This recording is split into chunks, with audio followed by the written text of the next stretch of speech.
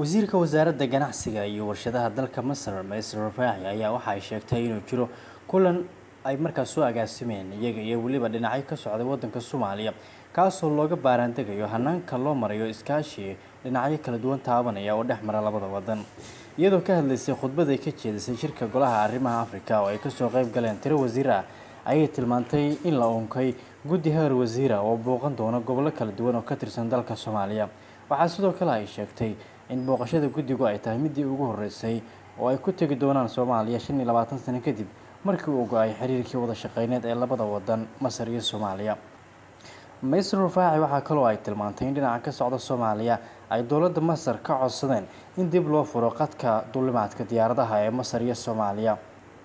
Ujeedada arrintani ayay ku sheegtay inay tahay in duulimaadyo toos ah oo ka baxaya Masar ay tagi doonaan Soomaaliya caasimadeeda Muqdisho si loo dardargeliyo howlihii duulimaadka diyaaradaha loona suurageliyo xiriir isku socod oo toos ah oo u dhexeeya labada wadan. wakiilka wasaaradda ganacsiga iyo warshadaha dowladda Masar waxaa sidoo kale ay tilmaantay in Soomaaliya ay dowladda Masar ka codsatay in la ballaariyo maalgashiyada Masar ay Soomaaliya ku samaysato isla markaana la kordhiyo tababarada Soomaalida laga siinayo dhinacyo kala duwan.